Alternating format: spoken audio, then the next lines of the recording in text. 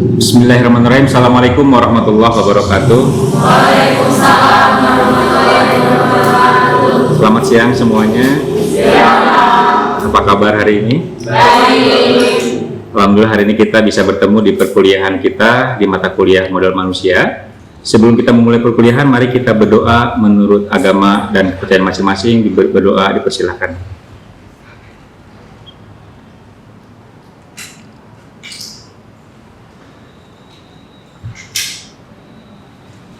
Baik, selesai. Terima kasih pada mahasiswaku yang hari ini telah hadir di mata kuliah modal manusia. Hari ini adalah hari pertama kita perkuliahan. Ya, izinkan terlebih dahulu saya akan menjelaskan terkait RPS, rencana pembelajaran semester terkait mata kuliah modal manusia. Izin saya berdiri ya, teman-teman semua. Baik teman-teman semua, alhamdulillah hari ini kita bisa bertemu lagi di mata kuliah modal manusia. Saya senang sekali hari ini bisa menjadi partner belajar teman-teman semua di mata kuliah modal manusia. Modal manusia ini merupakan mata kuliah inti atau mata kuliah wajib yang teman-teman harus kuasai dan pelajari untuk apa? Nanti ke depan menjadi sarjana bisnis itu teman-teman harus paham terkait fungsi-fungsi bisnis. Nah, mata kuliah modal manusia ini menjadi bagian dari fungsi bisnis di sebuah perusahaan. Apa saja fungsi bisnis dalam sebuah perusahaan? Yang pertama, keuangan. Kalau di jabatan di perusahaan biasanya dikenal dengan apa? Finance atau CFO, Chief Finance Officer. Kemudian ada fungsi apa lagi? Pemasaran atau marketing. Biasanya dikenal dengan Chief Marketing Officer, CMO. Ketiga apa? Operasional atau di atasnya di jabatannya misalnya COO, Chief Operation Officer. Nah, di mata kuliah ini itu dikenal dengan Chief HRO atau Chief Human Resource Officer, ya, yang mengelola karyawan dan sumber daya manusia yang ada di sebuah perusahaan. Jelas ya? Jadi hari ini kita akan belajar bagaimana teman-teman semua memiliki sudut pandang dari Human Resource Management, dari seorang manajer sumber daya manusia. Ini adalah mata kuliah modal manusia, merupakan mata kuliah prodi domain managing atau pengelolaan. Dan ini adalah di seluruh Indonesia prodi administrasi bisnis itu semua seragam nama mata kuliahnya dan juga RPS sama seragam karena kita punya asosiasi namanya AIABI, Asosiasi Ilmu Administrasi Bisnis Indonesia. Dan ini kita ada di prodi domain managing atau pengelolaan. Jadi mudah-mudahan nanti di mata kuliah ini di sini kita nyambung ke CPL, capaian pembelajaran lulusannya, yaitu ini teman-teman nanti kita akan belajar bersama terkait tentang ini CPL-nya, konsep teoritis mendalam terkait dengan teori administrasi bisnis. Ya, apa saja administrasi bisnis itu? Ada corporate governance, tata kelola perusahaan, ada pengambilan keputusan dan pada aktivitas bisnis. Nah, ini yang akan kita pelajari. Kemudian nanti menguasai konsep teoritis terkait SDM, analisis digital bisnis, kepemimpinan, manajemen perusahaan dan pemasaran, konsep teoritis tentang knowledge creation, motivation theory, sosial dan manajemen, dan pemikiran logis tentang nilai-nilai humaniora dan sebagainya. Ini kita akan belajar terkait nilai-nilai dan konsep-konsep teori tentang apa? Tentang sumber daya manusia. Kalau S1 sarjana itu yang dikembangkan adalah daya analisisnya, daya nalarnya.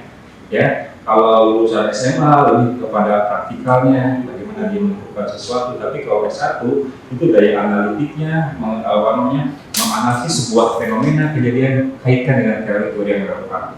Nah, hari ini kita akan belajar terkait dengan teori-teori sumber daya manusia. Oke. Di mata kuliah ini,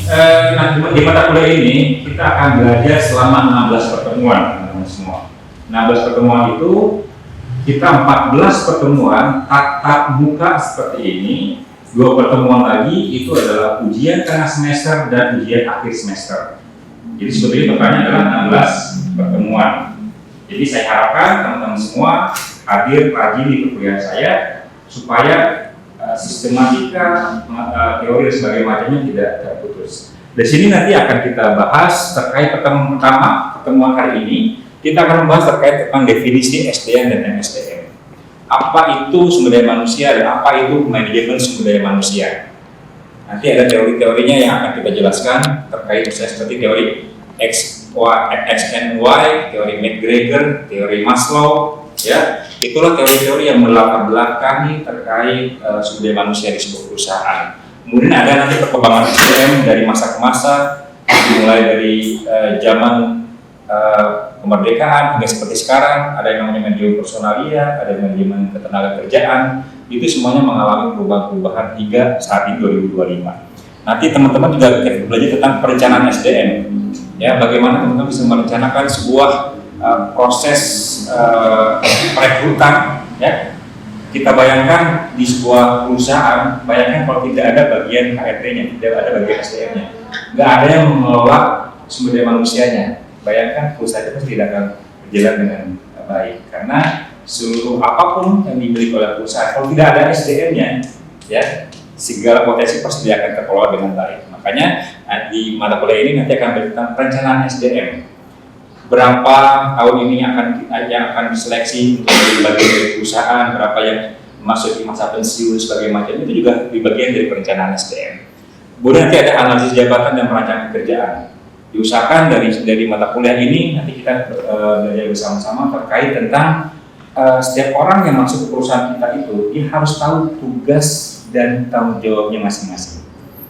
Jadi kalau kita sudah memahami tentang analisis jabatan dan perencanaan pekerjaan, itu nanti ada istilahnya kita menempatkan orang pada the right man on the right place, the right man on the right job.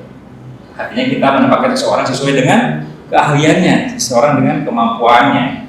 Kalau memang dia memang passionnya senang ketemu dengan orang, passionnya ketemu dengan orang-orang baru, menjaring melakukan jejaring dan sebagainya macamnya. Nah, kita selaku orang HRD harus peka terhadap itu. Kita tempatkan dia bisa di bagian front office, kita tempatkan dia bagian di marketing gitu.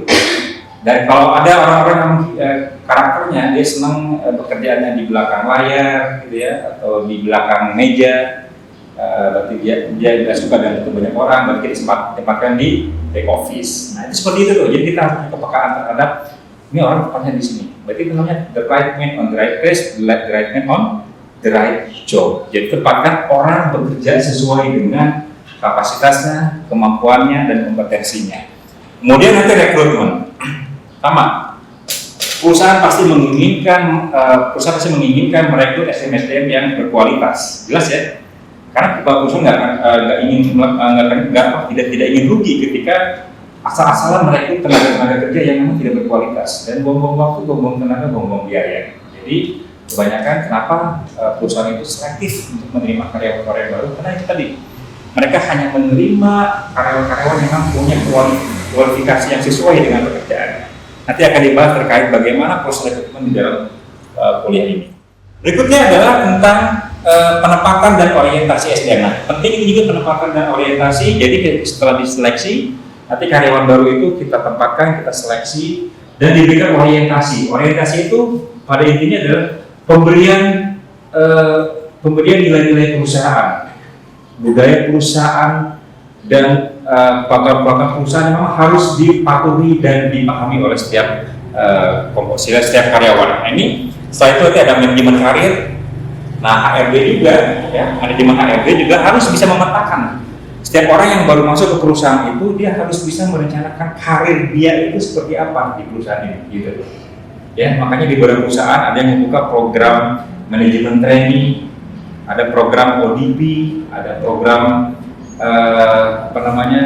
leadership. Itu adalah bagian dari program-program manajemen SDM untuk mempersiapkan SDM yang bertalenta tinggi, nanti dia arahkan untuk menjadi calon-calon pemimpin perusahaan di masa yang akan datang. Biasanya kalau S1 ini ketika lulus, ambil aja cari perusahaan yang memang dia membuka program-program yang tadi, manajemen training misalnya gitu ya, atau development program, atau cari yang tentang leadership program ya. Itu biasanya nanti ikutan training, biasanya difokuskan ikutan training selama setahun gitu ya. Jadi ada pelatihannya on the job training, ada off the job training. Gitu, nanti dilatih dan paling berkembang itu nanti dia harus merasakan bagaimana menjadi seorang customer service CS, harus merasakan bagaimana menjadi seorang talent, bagaimana dia menjadi seorang back office. Dia tahu bisnis proses di dalam sebuah perusahaan itu seperti apa. Nah ini adalah penempatan dan orientasi. Kemudian ada pelatihan dan pengembangan, ini research and development. Jadi ke depan kalau teman-teman sudah menjadi seorang manajer HRD, gitu ya, harus peka dan harus paham karyawan-karyawan mana yang memang dia berhak untuk mendapatkan pelatihan. Misalnya misalnya Anam harus di-upgrade bagian IT-nya misalnya. Misalnya dia harus di-upgrade bagian soft skill-nya. Misalnya Anun harus di-upgrade bagian public speaking-nya. Nah, hal ini harus peka terhadap kemampuan karyawannya. Supaya apa, nanti ketika karyawan dalam masa periode tertentu, dia memahami berbagai banyak kompetensi di perusahaan, dan itu menjadi hal yang sangat diinginkan oleh perusahaan. Ujung-ujungnya apa? Kinerja dan keproduktivitas karyawan, ke produktivitas organisasi atau perusahaan itu akan menjadi lebih baik. Nah ini ke manajemen karir. Kemudian ada manajemen kinerja. Bagaimana kinerja karyawan itu diukur berdasarkan produktivitasnya, kehadirannya, disiplinnya, dan sebagainya macamnya. Nanti kita belajar bareng. Kemudian ada manajemen kompensasi atau job evaluasi. Ketika menjadi manajer HRD, kita tidak hanya mengurusi si karyawan itu harus melakukan apa, harus bekerja seperti apa, tapi kita harus memperhatikan kompensasinya. Kompensasi itu adalah sesuatu yang didapatkan oleh karyawan dalam dirinya atas pekerjaan yang telah dilakukan. Itu adalah kompensasi. Ada insentif dan ada program kesejahteraan karyawan. Dan HRD juga harus memastikan suasana kerja itu sangat begitu nyaman dan dinikmati oleh karyawan.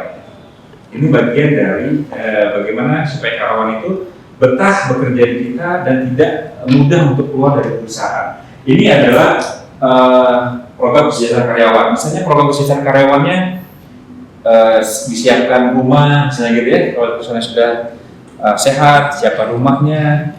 Misalnya program untuk keluarganya, atau misalnya ada healing atau piknik atau rekreasi bersama, misalnya gitu ya. Atau dan sebagainya macam, sampai diuruskan juga bagaimana misalnya ada yang sakit dan sebagainya macamnya, itu harus diperhatikan oleh manajer HR. Jadi manajer HR itu harus mengurusi segala keperluan karyawannya di perusahaannya. Oke, berikutnya. Nah, di mata kuliah ini saya menggunakan bukunya itu Raymond Moon dan John Hollenbeck and Barry Gerhardt, Patrick Wright, dengan judul Fundamentals of Human Resource Management edisi ke-6.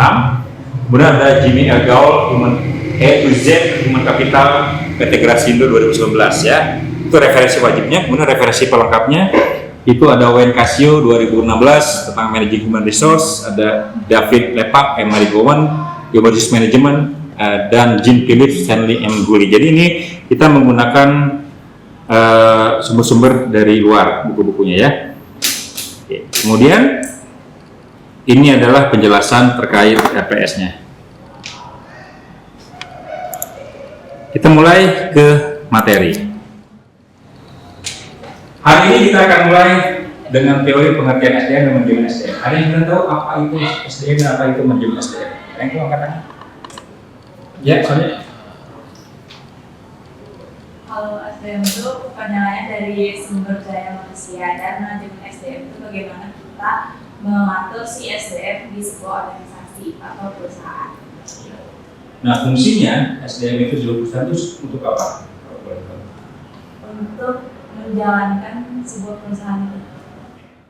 Hari ini di pertemuan pertama ini saya akan menjelaskan terkait teori-teori manusia, yaitu tentang konsep sumber daya manusia.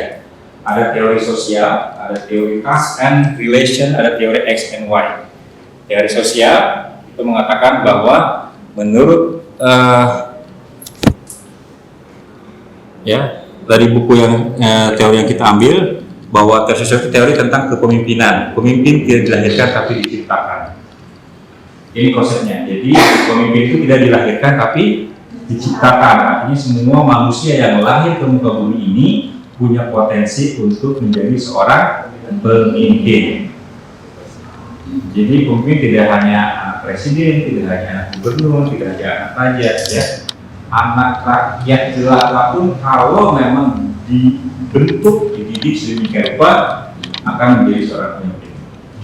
Biasa. Ini apa namanya, inti dari teori sosial. Kemudian, nah kalau ini teori berikutnya adalah teori X and Y dari McGregor. Kalau X-nya menurut McGregor itu manusia itu, dan teori X sama Y ya, X dan Y ya. Yang X itu manusia itu malas. Nah, dari teori ini mengatakan bahwa manusia itu malas, selalu menghindar dan harus dipaksa bekerja. Nah, siapa sini yang malas banget kalau ngerjain tugas? Anon ya, berarti dia teori X ya. Kalau kerja itu misalnya bangun pagi itu disuruh orang tuanya untuk bebersih sesapu harus dipaksa terus. Siapa di sini? Anam ya, berarti ini X ya. Terus cenderung benci pekerjaan, jadi gak mau kerja orangnya, pengen rebahan terus ya. Tiba-tiba pengen rebahan, tapi cita-cita pengen jadi milioner gitu ya. Nah ini tipikal teori X. Kemudian lebih suka diarahkan, dibimbing dan dituntut. Jadi dia nggak punya inisiatif. Harus terus dikasih tahu bahwa harus seperti ini seperti ini, dan nggak punya inisiatif ataupun melakukan sendiri atas dasar keterampilannya. Jadi memang harus terus dituntut dan dibimbing. Ini adalah teori X menurut McGregor. Ya, siapa di sini kira-kira teori X ada? Banyak ya. Oke, teori X. Kemudian kalau teori Y itu adalah seseorang itu tidak menolak pekerjaan asalkan motivasinya pas. Jadi dia punya motivasi yang kuat, ketika dikasih pekerjaan dia selalu selesai menyelesaikan pekerjaannya. Mampu melatih dirinya dan meningkatkan kemampuannya, tidak punya sifat dasar malas atau menolak pekerjaan. Punya kemampuan kreasi yang tinggi. Nah, yang ini ya, tingginya kerja ya, daya kreasinya tinggi dan sebagainya macamnya. Jadi dikasih satu pekerjaan dia pasti selesai karena dia dasarnya adalah senang untuk melatih dirinya dan mengembangkan pribadinya. Ini ada teori Y. Jadi teman-teman menjadi seorang HRD harus bisa membedakan mana yang X, mana yang Y. Kalau yang X berarti itu harus dikasih perintah. Kalau yang Y dikasih arahan dia jalan. Kalau yang X itu harus betul-betul detail arahannya. Nah menurut Jung ya, bukan Seo Ji-suk atau bukan An Jung-hwan ya ini Jung ini ahli ilmu jiwa dari Swiss ya. Dan juga bukan Gong Yoo juga bukan gitu ya. Dan juga bukan Lee Min-ho juga. Ini adalah Jung, ahli ilmu jiwa dari Swiss. Jadi manusia digolongkan dalam dua golongan besar, ada yang introvert, ada yang extrovert. Kalau introvert itu menolehnya ke dalam diri, jadi cara pandangnya itu ke dalam diri terus di introvert itu.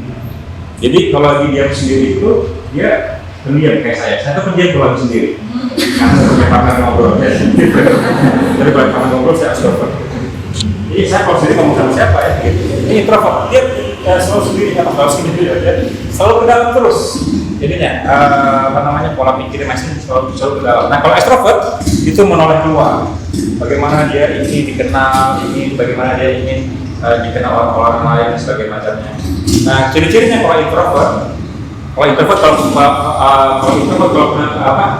kena punya masalah, dia lebih suka memendam masalah itu sendiri. Jadi nggak ini orang lain itu tahu tentang sedihnya dia, tentang susahnya dia. Orang kalau itu dipendam sendiri ya.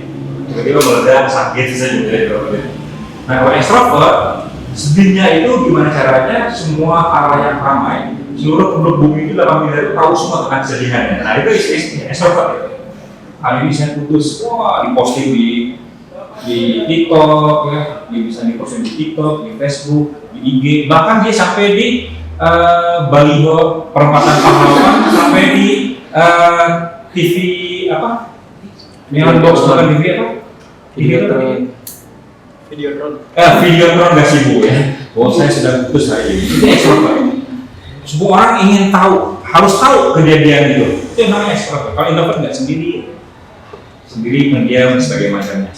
Kalau introvert ya, kalau introvert itu dia senang dengan keheningan, senang dengan kesunyian, dan dia nggak suka dengan keramaian. Tapi kalau extrovert, dia itu kalau sendirian itu tersiksa gitu. Dia harus ada teman, karena itu harus ada teman. Makanya ngajakin ngobrol, ngajakin ngapain, sebagainya. Itu kan extrovert namanya. Jadi kalau sendirian itu dia tersiksa, tapi kalau introvert sendiri itu menikmati. Ya, mungkin teman-teman bisa tahu ya mana yang extrovert, mana yang extrovert. Gitu. Nah kalau yang extrovert sama introvert, nah teman-teman nanti dia ada tuh, dunia berbeda ada tuh.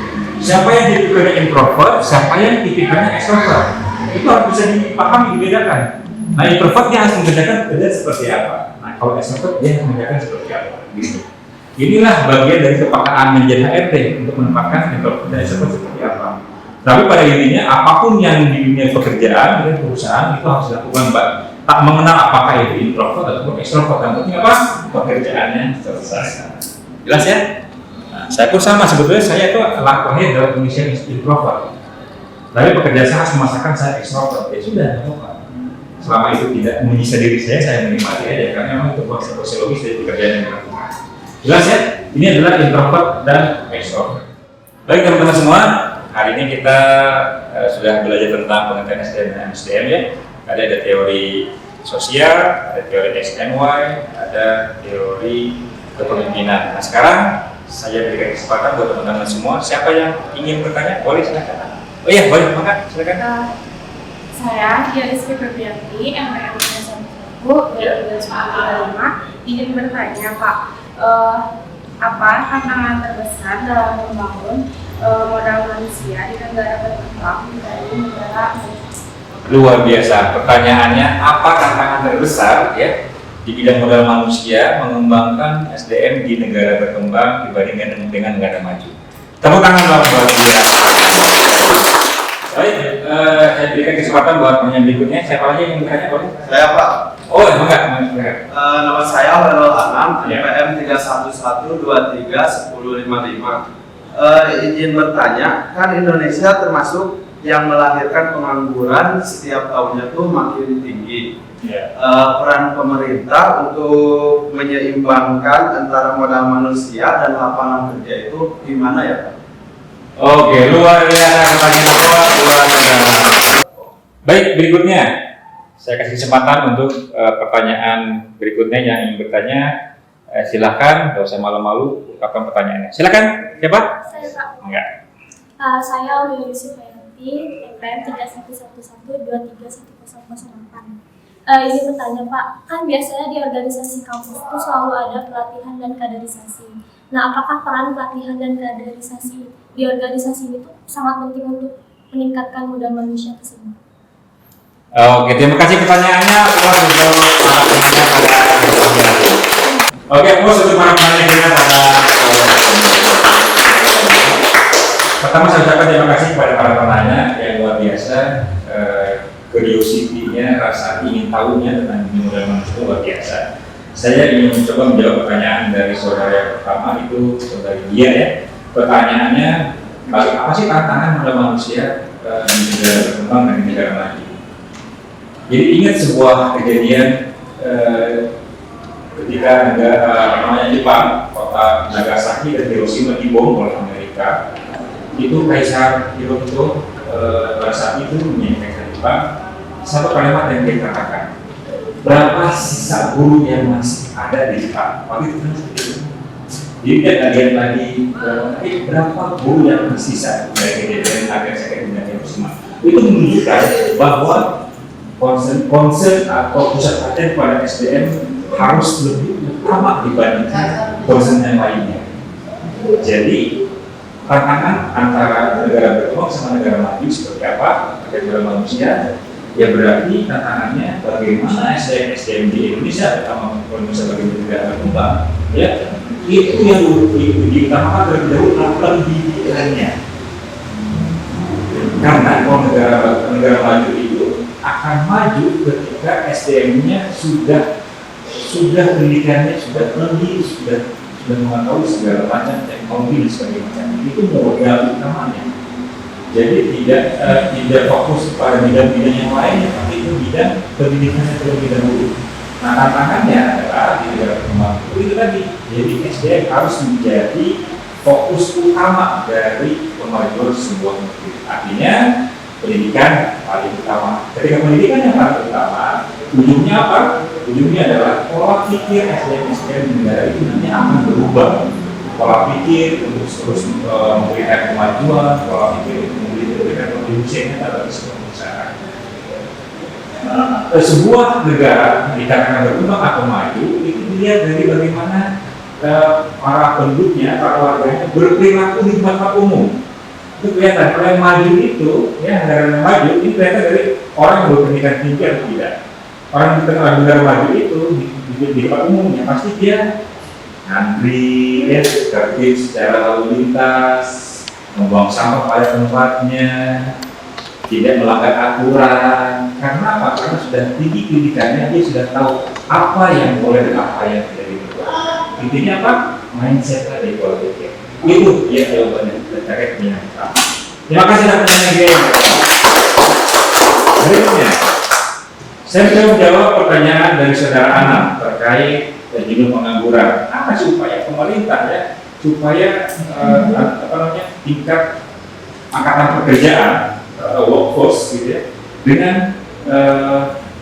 dengan pekerjaan yang disediakan. Tantangannya adalah bagaimana dunia pendidikan ketika menghasilkan SDM itu tidak terlalu besar gapnya dengan dunia pekerjaan. Nah, tantangannya adalah ya pemerintah tantangannya harus siap menyediakan berbagai macam lapangan pekerjaan yang menyerap SDM yang berkualitas yang dihasilkan oleh lembaga pendidikan di Indonesia. Nah, artinya bahwasanya dengan proses pendidikan di kampus itu juga harus sesuai dengan kebutuhan di dunia usaha dan dunia industri. Itu tantangannya, dan itu memang PR yang sangat berat, tapi tidak bisa. Tapi ketika dikerjakan bersama-sama itu menjadi hal yang sangat mudah sepertinya. Jadi tantangannya ke depan pemerintah menciptakan lapangan pekerjaan, SDM di kampus dan sebagainya macamnya harus bersama-sama juga. Bagaimana lulusan-lulusan ini tidak menjadi bagian dari pengangguran lagi, tetapi ketika dia lulus dia sudah mampu berkontribusi di dunia pekerjaan dan sesuai ilmu, keterampilan, dan sikapnya itu memang sudah sesuai dengan apa yang dibutuhkan dengan dunia kerja. Itu anak jawabannya. Aplaus semua. Bagus, berikutnya saya menjawab pertanyaan nomor 3. Apakah perlu Pak pendidikan, iklan dan sebagainya macamnya itu diperlukan sebuah organisasi kampus? Sangat diperlukan karena apalagi dunia kampus, organisasi kampus, saya pun sama dalam organisasi kampus. Itu setiap tahun pasti melakukan regenerasi karena masa kampus itu ketua itu selama setahun ya. Nah itu nggak akan mungkin berjalan dan kontinu kalau memang tidak ada proses regenerasi. Nah makanya proses iklan, pendidikan dan latihan itu bisa sangat penting untuk regenerasi sebuah organisasi. Jadi nggak mungkin kan nanti Aul menjabat sebagai ketua himpunan 5 tahun lulus ya mungkin ya. Jadi memang harus terus dilatih, dipilih kader-kader terbaiknya untuk melanjutkan proses program-program yang ada di organisasi. Jadi kalau menurut saya proses diklat, proses regenerasi adalah sebuah keniscayaan. Terima kasih pertanyaannya untuk baik teman-teman semua, terima kasih atas kehadirannya di mata kuliah manusia. Mudah-mudahan bermanfaat, mudah-mudahan ada insight dan wawasan yang bisa diterima oleh teman-teman semua. Dan saya mendoakan, tidak tahu mungkin di ruangan ini nanti ke depan next ada yang menjadi HRD-nya PT KAI, saya tidak tahu, ada yang menjadi HRD-nya Telkom, HRD-nya PTDI, menjadi HRD-nya Bandara Hussein gitu ya, dimanapun atau nanti ketika lulus ada yang punya usaha sendiri dan sebagainya macamnya. Kita mendoakan bareng-bareng, saya meyakini ilmu yang kita dapatkan itu mudah-mudahan dan pastinya bermanfaat di masa yang akan datang. Saya dari terima kasih mengucapkan jazakumullah khairan katsir, mengucapkan terima kasih yang banyak dengan yang dalam. Saya sudah senang, bahagia bisa belajar bareng dan menjadi mitra belajar, mitra berpikir terkait mata kuliah modal manusia. Mohon maaf apabila ada hal yang kurang berkenan. Kita ketemu lagi di minggu depan dengan jadwal yang sama. Sampai ketemu lagi. Wassalamualaikum warahmatullahi wabarakatuh. Waalaikumsalam.